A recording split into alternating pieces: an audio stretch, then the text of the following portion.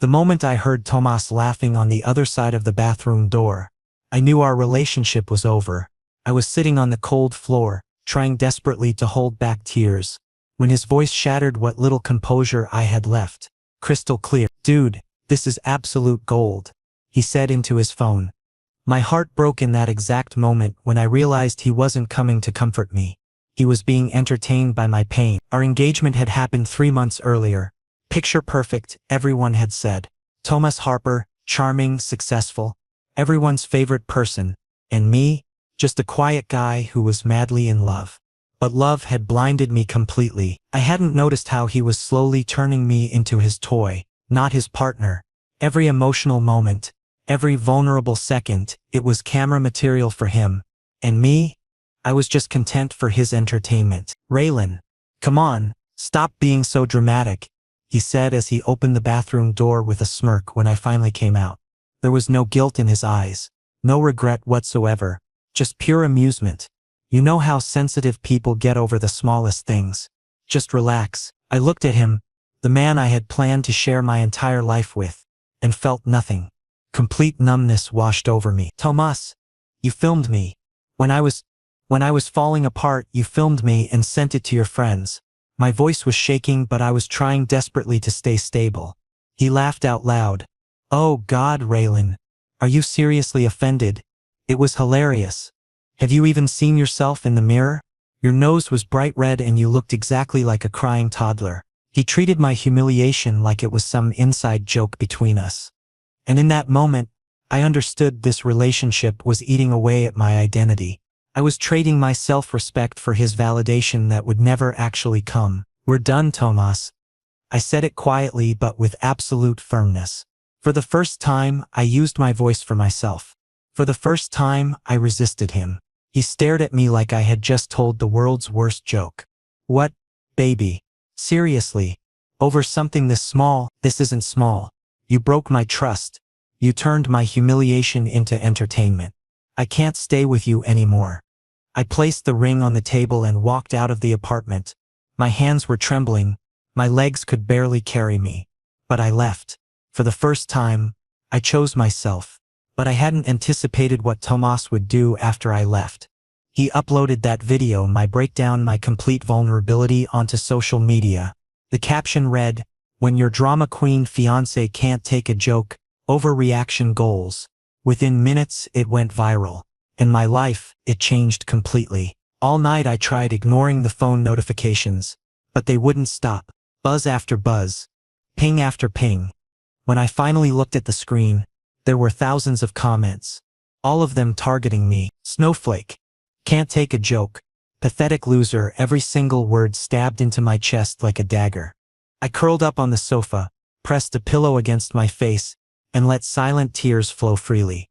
How did this happen? How did my entire existence become an internet joke in a single moment? The comments kept flooding in. People I had never met were making assumptions about my character, my mental state, my worth as a human being.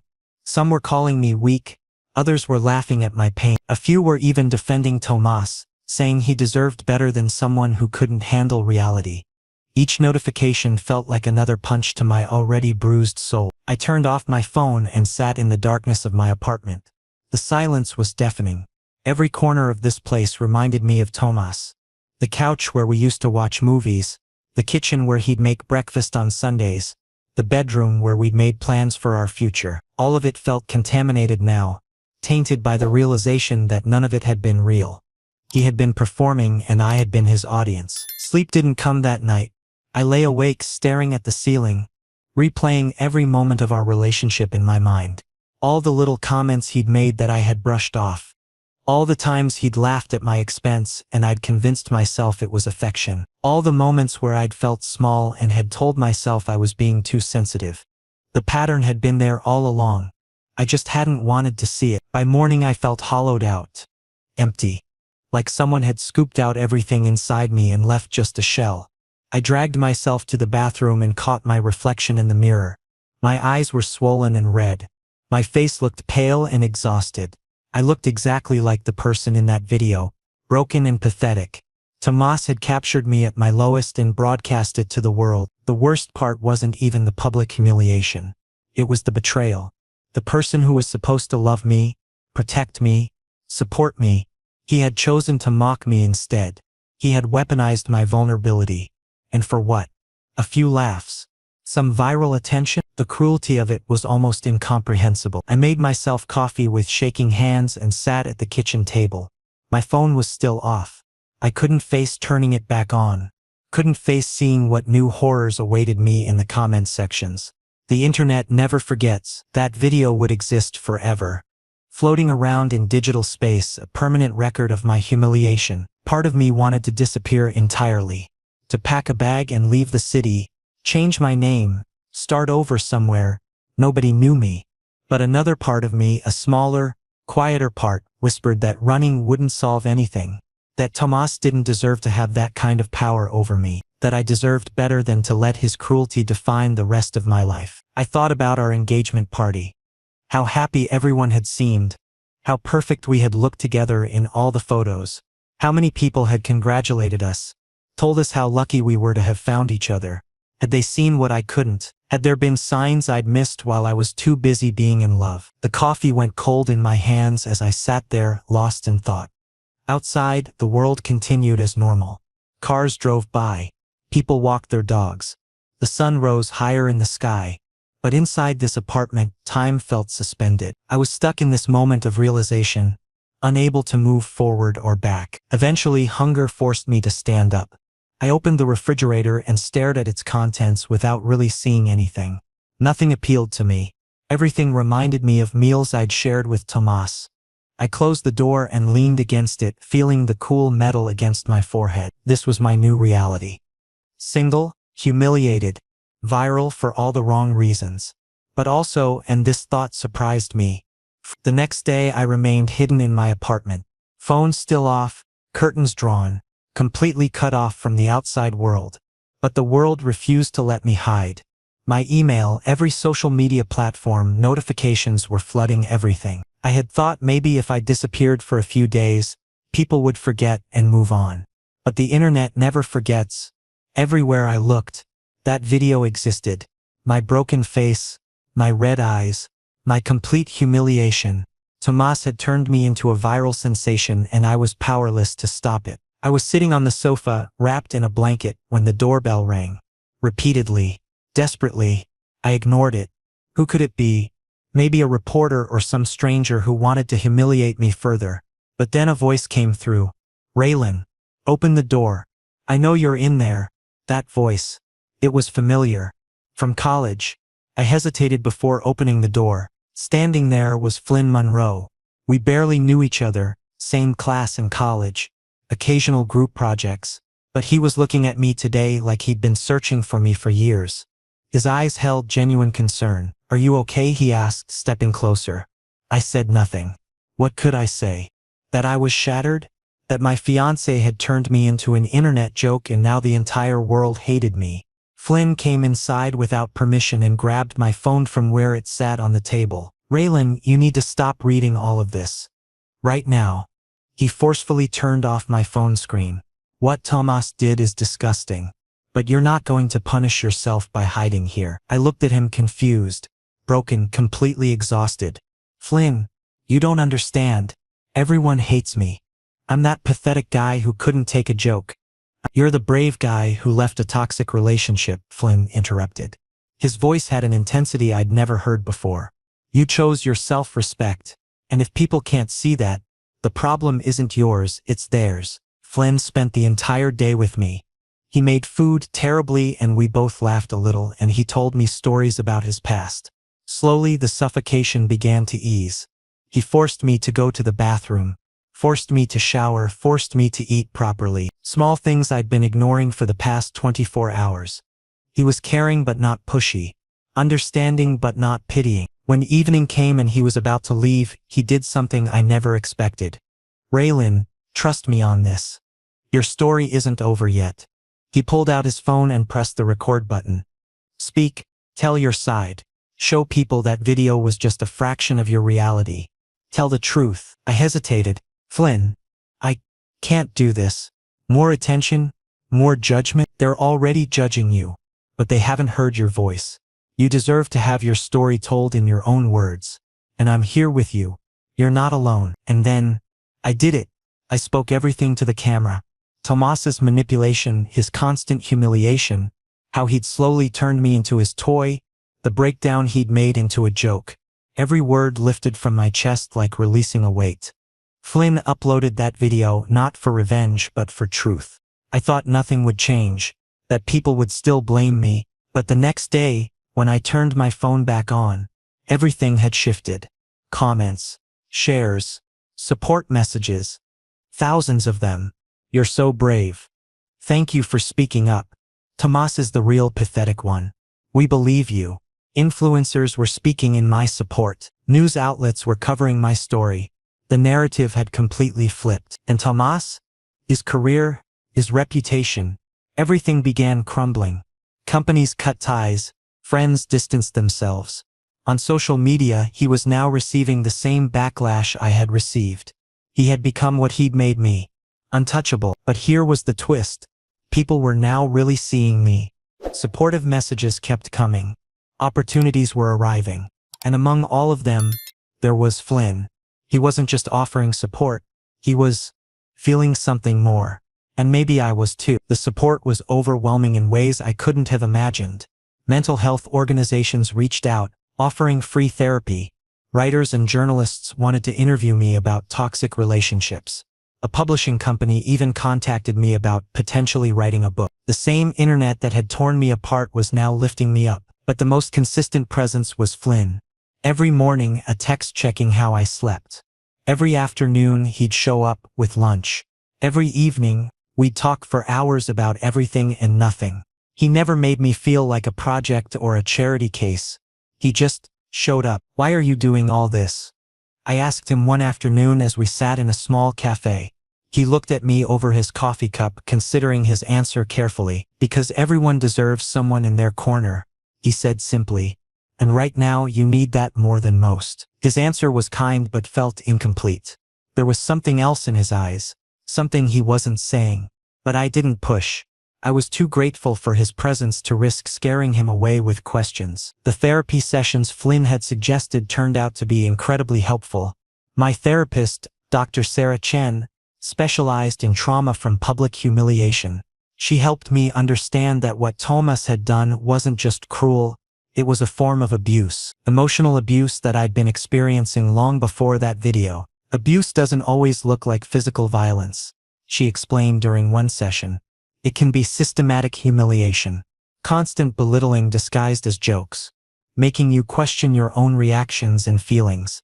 That's what he did to you. Hearing it labeled as abuse was both validating and terrifying. It meant what I'd experienced was real and serious. But it also meant I'd been living in an abusive relationship without recognizing it. How had I been so blind? Flynn attended that first session with me, sitting quietly in the waiting room. When I came out red-eyed but relieved, he stood immediately. How was it?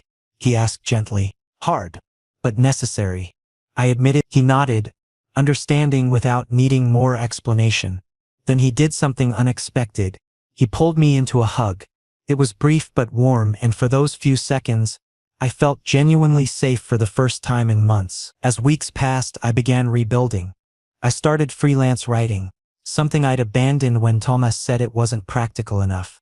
The words flowed easier than they had in years. I was writing about resilience, about finding yourself after losing everything. People connected with it. But through all of this growth and healing, one question kept nagging at me. What did Flynn really want? Why was he so invested in my recovery? And why did his smile make my recovering heart beat just a little bit faster? I never anticipated that kindness from strangers could feel so overwhelming. Messages kept flooding in. Support, encouragement, people sharing their own similar stories. Therapy resources, job offers, collaboration opportunities. Everything was arriving at once. But what stood out most was Flynn's presence. He was just there, every single day. I never asked him for anything, yet he'd show up. With coffee, with food, sometimes just with silence. And even in that silence, there was comfort. Days turned into weeks. I was slowly rebuilding my life. Attending therapy sessions, Flynn had recommended them and even accompanied me to the first one for moral support. I'd also started a freelance writing gig that made me feel financially independent. Living with Thomas, I'd become financially dependent on him too, and now the taste of freedom, it was liberating. "Why are you doing all of this?" I finally asked one evening as we sat on my apartment balcony, city lights reflecting on our faces. Flynn set down his coffee cup and looked at me. His eyes held something raw honesty. "Because I saw you in college, Raylan. You were always in the background, never speaking up for yourself. And when I saw Tomas with you, I knew he wasn't right for you. But you loved him, so I didn't interfere. But now," he paused, "now you're free. And I can't watch you break again." My heart beat faster. Was this gratitude or something else? I couldn't think clearly. "Flynn, I'm a mess. I'm still picking up pieces of myself." "Being a mess is okay," he said softly. "You're rebuilding. And I'm here to remind you that you're not alone." His words touched me deeply. But then, reality interrupted. My phone buzzed. A message from Thomas. "We need to talk. Please. I messed up. Let me fix this." I showed the phone to Flynn. His jaw tightened, but he gave a controlled response. "Raylan, he's desperate. His reputation is destroyed and now he wants you back to create some redemption story. Don't fall for this." "I know. I'm not that stupid," I said, but internally, doubt crept in. Was Thomas genuinely regretful? Could people actually change? Over the next few days, Tomas's messages and calls increased. Apology letters appeared at my door. Flowers were delivered, texts saying "I love you. I was wrong, please come back." The media noticed too. Headlines read, "Tomas Harper's public apology. Will Raylan forgive?" The public became divided. Some said I was being harsh. Others said Tomas was manipulative. Flynn protected me from becoming overwhelmed. "Raylan, you have to decide. But remember, actions speak louder than apologies. Tomas humiliated you publicly. If he was genuinely sorry, he'd approach you privately, not pressure you publicly." He was right. But then one night Tomas showed up outside my apartment. I didn't open the door, but he was shouting, "Raylan, please. I'm sorry. I know I hurt you. Let me prove I've changed." Neighbors started coming out. I panicked, feeling humiliated all over again. Suddenly Flynn was there. How? I don't know, but he was. Maybe he'd been tracking my location, or maybe he was already nearby checking on me. He stood firmly in front of Thomas and said, "Leave. He doesn't want to see you. Respect that." Thomas pushed Flynn. "What are you doing here? This is between us." "No, it isn't," I finally said, opening the door. My voice was steady, strong. "Thomas, it's over. Truly over. I don't accept your apology. You need to too." Now, Thomas looked into my eyes. Perhaps for the first time he saw my seriousness, my finality. Then he slowly backed off, but before leaving he said, "You'll regret this, Raylan. No one will love you like I did." Flynn took my hand, firmly, protectively. "He's wrong. You deserve someone who respects you. With love." When Thomas left, I nearly collapsed. But Flynn supported me, brought me inside and sat me on the sofa. "You're strong, Raylan. You did perfectly." And in that moment, I felt for the first time, maybe love actually exists. The real kind. The safe kind. The days following that confrontation felt different. Lighter somehow. Like I'd finally closed a door that had been hanging open, letting in cold air and unwanted drafts. Flynn continued showing up, but now there was something new in the air between us. Something unspoken but present. We fell into routines. Morning coffee together at my place. Afternoon walks through the park. Evening conversations that stretched late into the night. We talked about everything: childhood memories, dreams for the future, fears we'd never voiced to anyone else. Flynn told me about his father, who'd passed away when he was young, and how that loss had shaped him into someone who valued genuine connection. "That's why I can't stand fake people," he admitted one night. "Life's too short to waste on relationships that aren't real." I understood what he meant. My relationship with Tomas had been performative, a show for others rather than genuine connection. But with Flynn, everything felt authentic. When he laughed, it reached his eyes. When he listened, he truly heard. When he cared, I felt it in every action. My freelance writing was taking off. I'd written several articles about recognizing emotional abuse and healing from public humiliation. They resonated with thousands of people who'd experienced similar situations. Publishers were reaching out. Speaking opportunities were arriving. My pain was transforming into purpose. But success brought its own challenges. The busier I became, the more I worried about losing the connection with Flynn. He'd been there during my lowest point. Would he stay now that I was finding my footing? One evening, as we walked along the riverfront, I voiced this fear. Flynn, what happens when I don't need saving anymore? When I'm actually okay? He stopped walking and turned to face me, the setting sun casting golden light across his features. Raylan, I'm not here because you need saving. I'm here because I want to be. There's a difference. What difference? Wanting to save someone comes from pity. Wanting to be with someone comes from something else entirely. His voice was quiet but certain. My breath caught. What does it come from? He stepped closer, close enough that I could see the exact shade of his eyes. Not quite brown, not quite green, but somewhere beautifully in between.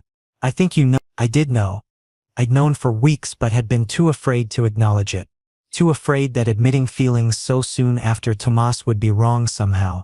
Too afraid that Flynn's kindness was just kindness and nothing more. Flynn, I started, but he shook his head. You don't have to say anything. Not yet. Not until you're ready. I just needed you to know that I'm not going anywhere. Whether you need me or just want me around, I'll be. The certainty in his voice undid something inside me. A knot I'd been carrying since the bathroom floor. Since the viral video, since every moment of doubt and shame.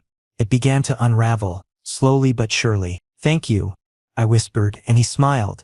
That genuine smile that had become my favorite sight in the world. Spending time with Flynn felt different from anything I'd experienced before. Natural. Safe. We'd go to coffee shops, take late-night drives, and sometimes just talk for hours about nothing and everything. He never forced me to heal faster. He was just present. Attentive. Real. Slowly I began opening up. Sharing my fears, revealing my dreams. Flynn always listened genuinely. He offered advice when I asked for it, and provided silent support when all I needed was someone nearby. But my past kept haunting me. The scars from what Tomas had done were still fresh, and the idea of commitment? Terrifying. Every time Flynn got a little closer, my instinct was to pull back, to protect myself from potential hurt. One afternoon, Flynn called and asked me to meet him at the park. The sunset was painting everything in golden light, making the world feel softer somehow. We sat on a bench and he pulled out a small box from his jacket pocket. My heart stopped. Flynn, relax, he said with a gentle smile. It's not what you think. I'm not moving that fast. He opened the box to reveal a simple bracelet. Leather, minimalistic, beautifully crafted with subtle details. This is special to me. My father gave it to me when I was struggling in college. He told me it would remind me that I'm stronger than I think. And now, I want you to have it. I looked at the bracelet, then back at him. Flynn, I can't take this. It means so much to you. Exactly. And you mean that much to me. His voice held a vulnerability I'd never heard before. Raylan, I'm not forcing anything. I just want you to know that I'm serious. About you. About your future. About our potential. But I can wait. However long you need. My throat tightened with emotion. Flynn, I'm scared. After Tomas, trusting someone is difficult. Commitment feels even more. I'm not Tomas, Flynn said firmly but gently. I'll prove that to you. Every single day. You deserve someone who genuinely cares about you. And I want to try. If you're ready. And even if you're not, I'll still wait. I took the bracelet, feeling its warmth. The leather was soft. Flynn had worn this for years. And now he was giving it to me. Okay. Slowly. But, okay. Flynn smiled. Pure, genuine, relieved. Slowly is perfect. The following weeks were blissful. We went on dates, simple ones. Nothing extravagant. Coffee shops where we'd spend hours talking. Bookstores where we'd recommend our favorite titles to each other. Quiet walks through neighborhoods we'd never explored. We laughed together. Shared stories, and slowly I was opening up more. With Flynn, I was rediscovering myself. The hobbies I'd abandoned for Tomas. the passions I'd suppressed. They were all coming back to life. But then, one night, everything shifted. We were at Flynn's apartment, watching a movie, wrapped in comfortable silence. When his phone rang, he looked at the screen and declined the call. Then it rang again. And again. Text notifications started flooding in. I noticed his expression change. Tense, uncomfortable. "Is everything all right?" I asked, concern creeping into my voice. "Yeah, just some work stuff," he said casually. But his eyes wouldn't meet mine. Red flag. My chest tightened. This familiar feeling. Secrets, distance. Tomas used to do the same thing when he was hiding something. "Flynn, don't lie to me, please." My voice cracked. Panic was setting in. Was history repeating itself? He set his phone down and turned to face me completely. "Raylan, it's nothing bad. I promise. Just an old friend asking for help. Financial help. And I don't want to give it because he's toxic. But he keeps messaging and I didn't want to disturb you during the movie." "Then why didn't you tell me earlier?" I asked, the hurt evident in my tone. "Because I didn't want to stress you out. You're still healing and I didn't want to—" "Flynn!" I interrupted. "Don't protect me by hiding things. Tomas did that too. He'd keep secrets. And then, everything would explode. I can't handle that again." Flynn's face went pale. He realized he'd triggered me. "Raylan, I'm nothing like Tomas. I swear. I was trying to protect you, not manipulate you. But you're right. That is the wrong approach." Tears filled my eyes. "Then tell me the truth. Always. No matter how hard it is, I can handle it. But secrets break me." Flynn cupped my face in his hands. "Okay. I'm sorry. You'll always get the truth from me. Complete transparency. I promise, Raylan." The hug was tight.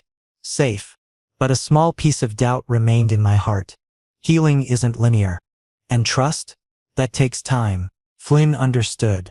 And he was patient. But I was scared. Would I ever be able to trust completely again? The next morning, Flynn showed up at my door with breakfast and a serious expression.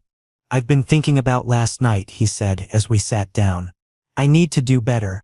So I'm making a commitment to you right now. No more half-truths. No more trying to shield you from things. You deserve full honesty." "Thank you," I said quietly. "That means everything to me." He pulled out his phone and showed me the messages from his friend. "This is Marcus. We used to be close, but he became controlling and manipulative. He's asking for money to invest in some scheme. I've been declining because I know he won't pay it back, but he won't stop messaging." I read through the messages, seeing the pattern of manipulation clearly. "Block him," I suggested. "You don't owe him anything." "I know, I just felt guilty. But you're right." He blocked the number right there in front of me. See? Complete transparency. Something shifted in that moment. Flynn wasn't just saying he'd be different. He was actively showing me, actions over words. It was exactly what I needed. Over the next few days, Flynn maintained that transparency. When he got calls, he'd put them on speaker if I was around. He shared his plans, his concerns, his daily frustrations. He communicated his feelings when he was stressed, when he was happy, when he was uncertain about something. Slowly, my guard began to lower. I started smiling more genuinely, laughing more freely. The intimacy building between us wasn't just physical. It was deeply emotional. One evening at his place, we were sitting on the couch, some movie playing in the background that neither of us was really watching. Flynn told me about his family, his struggles growing up, his fears about not being enough. I shared stories about my childhood, my insecurities, the dreams I'd given up on. And then, naturally, we moved closer. Flynn looked at me, a question in his eyes. I nodded. He kissed me slow, gentle, respectful. Every touch asked for permission. And for the first time, I felt safe, truly loved. This was real. But then my phone buzzed with a notification. I tried to ignore it, but Flynn noticed my expression change. What happened? I looked at my phone. Tomas had given an interview that was going viral. The headline read, "Tomas Harper speaks out. Raylan was the love of my life. I lost him to my own mistakes." He'd given a public apology, complete with tears, professional editing, perfect lighting, everything calculated for maximum emotional impact. The doubt I'd been fighting crept back in. and I hated myself for it. Building trust turned out to be far more complicated than I'd anticipated. Flynn was putting in the effort, transparency, patience, constant reassurance. Every day he proved he was different. But my trauma, it got triggered in the smallest moments.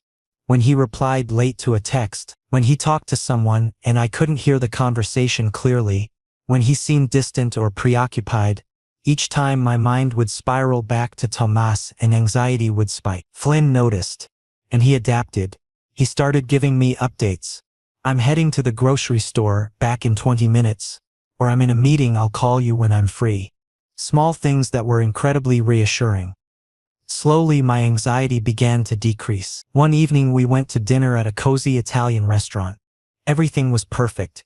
Candles flickering, soft music playing, Flynn's warm smile across the table. But then his phone vibrated. He glanced at it and quickly silenced it. My stomach dropped, that familiar dread returning.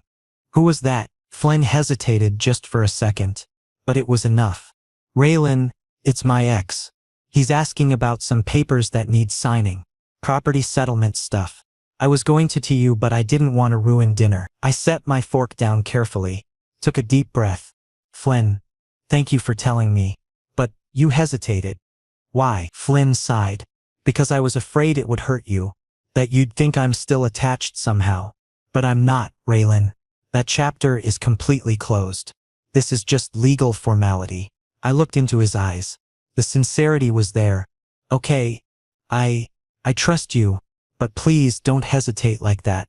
Hearing the truth might be painful, but secrets hurt worse. Flynn took my hand across the table. You're right. I'm sorry, I'm learning. With you, from you. We finished dinner slightly awkward, but honest. Afterward, as we walked out, Flynn pulled out his phone and texted his ex right in front of me. Send the paperwork to my lawyer. I'll sign and return it. Don't contact me directly anymore. He showed me the screen. Transparency, you'll always know what's happening. I looked into his eyes. The effort was genuine. Thank you, Flynn. The next few days were peaceful. Flynn maintained his commitment to transparency. He kept calls on speaker when I was around. He shared his plans openly. He communicated his feelings when he was stressed, when something made him happy, when he felt uncertain. Gradually, my defensive walls began to lower. I was smiling genuinely, laughing without restraint. The intimacy between us was growing, not just physically, but emotionally in ways I'd never experienced. One night at Flynn's apartment, we sat on the couch talking while some movie played forgotten in the background. Flynn opened up about his family, his father's death, how it had shaped his view on genuine connections. I shared memories from my childhood, spoke about my deepest insecurities, the person I'd wanted to become before Tomas, and then naturally, we drew closer. Flynn looked at me, question clear in his expression. I nodded my consent. He kissed me slow, gentle, every movement respectful. Each touch sought permission, and for the first time, I felt completely safe, genuinely loved. This was real in a way nothing had ever been before. But then a notification lit up my phone screen. I tried ignoring it, but Flynn saw my expression shift. What's wrong? I checked my phone. Tomas had given an interview that was currently going viral. The headline screamed, Tomas Harper speaks out. Raylan was the love of my life. I lost him to my own mistakes. He delivered a public apology with tears streaming down his face. The production value was high. Professional editing, perfect lighting, everything orchestrated for maximum emotional manipulation. I watched the video. Tomas looked perfectly broken, regretful, sincere. I was foolish. I hurt the one person who truly loved me. Raylan, if you're watching this, I'm deeply sorry. I'll spend the rest of my life regretting what I did to you. And the worst part? People were sympathizing with him. Comments were flooding in. Give Tomas a second chance. Raylan should forgive him. True love deserves redemption. Everyone makes mistakes and deserves forgiveness. Flynn came over and watched the video with me. His jaw tightened. Raylan, ignore this. It's a publicity stunt. He's trying to repair his image using your name. But doubt crept back in. Had I made the right decision? Did Tomas deserve another chance? Flynn saw my confusion and asked gently, what are you feeling right now? Be honest with me. Confused. Guilty. What if he really has changed? What if I was too harsh? Flynn squeezed my hand. Raylan, change is possible, but actions matter more than words. Tomas publicly humiliated you, and now he's publicly apologizing. This isn't for you, it's for this image. If he was genuinely sorry, he'd reach out privately, not pressure you publicly. He was right. Deep down, I knew it. But acceptance was difficult. I want to meet him, just once. For closure. So I can move on completely. So I can be with you wholeheartedly. Flynn was hesitant but understanding. All right. But I'm coming with you. You won't face him alone. Thank you, I whispered. And in that moment I realized Flynn had never tried to control me. He'd always respected my choices. This was what real love looked like. The next morning, Flynn and I discussed the meeting. Are you sure about this? He asked over coffee. I need to do this. I said, I need to look him in the eye and confirm that what we had wasn't real. That what I have with you is. Flynn nodded slowly. I understand. Just promise me something. Don't let him manipulate you. Remember why you left. I won't forget, I assured him. How could I? You've shown me what I deserve. We set up the meeting for the following day. As we finalized the details, Flynn held my hand tightly. Whatever happens tomorrow, I'm here. Before, during, and after, his steadiness grounded me. With Tomas, I'd always felt like I was walking on unstable ground. With Flynn, I felt solid earth beneath my feet. That night, I couldn't sleep. I kept replaying potential scenarios in my mind. What would I say to Tomas? How would I react if he seemed genuinely changed? Would seeing him bring back old feeling? Flynn stayed up with me, not saying much, just being present. Around 3 a.m, as I finally started drifting off, he whispered, You're stronger than you know, Raylan. You've survived the worst. Tomorrow is just confirmation of what you already know. I fell asleep holding his hand, feeling more prepared than I'd expected. The next day we planned to meet Tomas at a neutral location, a quiet coffee shop across town. Flynn came with me, sitting at a respectful distance, but remaining watchful. My hands were trembling when Tomas walked in. He didn't look as confident as before. He seemed diminished somehow, defeated. Dark circles shadowed his eyes, his clothes slightly wrinkled. Raylan, thank you for agreeing to meet. I know I destroyed everything. His voice carried what sounded like genuine remorse. Or perhaps he was just acting. I still wasn't certain. Tomas, I'm here for closure, not to get back together. I stated clearly, keeping my voice steady. He nodded. I understand. But Raylan, I need you to know. I loved you. I still do. I hurt you terribly. I recognize that, but I made a mistake. A massive mistake. I've started therapy. I'm working on changing. If you think we could try again, slowly, no. I said it firmly. Tomas, you didn't make a mistake. You created a pattern. The humiliation, the manipulation, the disrespect, all of it was calculated. You wanted to control me, not love me. And now this public apology? That's manipulation too. You don't want redemption, you want control back. You want to repair your image. Tomas's face reddened, frustration surfacing. That's unfair. I did everything for you, I supported you. You did everything for yourself. Filming my breakdown was entertainment for you. My pain became your content. And now this interview? More content. I'm not your content, Tomas. I'm a human being. And I'm with someone else now. Someone who actually respects me. Silence fell between us. Tomas had no response. Then he looked past me toward Flynn, jealousy and anger mixing in his expression. So you've really moved on. With him. Bitterness dripped from his words. Yes. Because Flynn gave me what you never did. Respect, honesty, and space to heal. You and I were finished. Completely. Permanently. I stood up. Tomas tried grabbing my hand, but I pulled back firmly. Goodbye, Tomas. I forgive you for my own peace. Not for yours. But we will never be together again. As I walked out, Flynn approached and took my hand. Proud of you, he whispered. I looked at him and for the first time, there was no guilt, no regret, just peace. Complete, overwhelming peace. We left the coffee shop together. City lights were beginning to illuminate the evening, a cold breeze flowing through the streets. But Flynn's hand was warm in mine. Raylan, I need to tell you something. Yes, I love you. Seriously. Completely. And I know you need time to process everything. But when you're ready, I'm here. Always. With you. For you. My heart skipped. I squeezed his hand tighter, looking into his eyes, seeing honesty, vulnerability, love. Flynn, I think I'm falling for you too. No, actually, I've already fallen. Slowly. But it's real. The most real thing I've ever felt. He smiled, that beautiful, genuine smile that had become my favorite sight. Slow is perfect. Fast is perfect.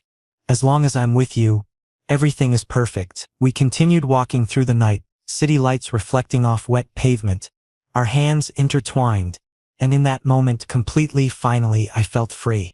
Tomas's shadow had lifted. His control had shattered, and ahead, there were only possibilities. Real ones. Safe ones. Beautiful ones. With Flynn. Several weeks later, I moved into a new apartment. Smaller but mine. Flynn helped with everything. Carrying boxes, arranging furniture, making the space feel like home. He cooked the housewarming dinner terribly and we laughed about it. But the effort mattered. The care showed. Your new beginning, Flynn said as we stood on the balcony watching the sunset.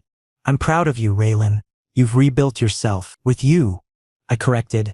I wouldn't be here without your help. You would be, maybe slower. But you've always been strong. I was just there when you needed someone. I took his hand. And now, where should you be now? Flynn looked at me, smiling. Wherever you are. Always. Then he kissed me, deep, passionate, full of promise. City lights danced across our shadows, cold wind flowed around us. But we were warm. Together. Safe. Loved. The worst day of my life. That breakdown. That video, that humiliation had broken me. But it had also freed me. It showed me I deserved better. And it led me to Flynn. Thomas thought that video would destroy me. Instead, it made me untouchable. Strong, resilient. Loved. And now I was living my life.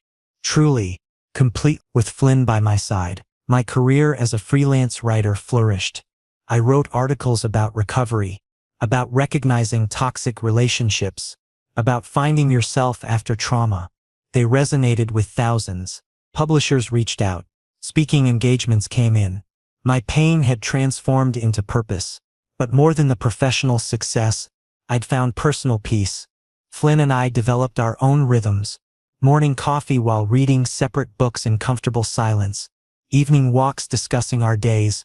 Weekend adventures exploring new places. One Saturday morning, 6 months after that final meeting with Tomas, Flynn and I were having breakfast on my balcony. The sun was warm, the city was alive below us, and everything felt right. I've been thinking, Flynn said, setting down his coffee cup, about moving in together. Not rushing anything, just, when you're ready. If you want to. I looked at him, this person who'd shown up when I was at my lowest and stayed through everything. I think I'm ready. Actually, I know I am. His smile lit up his entire face. Yeah. You've proven every day that you're different. That this is real. I trust you, Flynn. Completely. He reached across the table and took both my hands. I won't let you down. I promise. I know you won't. Looking back, I could see how that viral video, that moment of complete humiliation, had actually been a turning point. It had ended a toxic relationship. It had shown me my own strength. It had brought Flynn into my life. It had given my pain purpose. Thomas had tried to make me untouchable by destroying my reputation. Instead, he'd made me untouchable by showing me I was strong enough to survive anything. Strong enough to demand respect. Strong enough to do real love when it appeared. And as Flynn and I sat there planning our future together, I realized something important. Sometimes the worst moments of our lives are actually the beginning of our best ones. We just have to be brave enough to walk through the fire to reach the other side. I had walked through that fire, and I'd come out whole.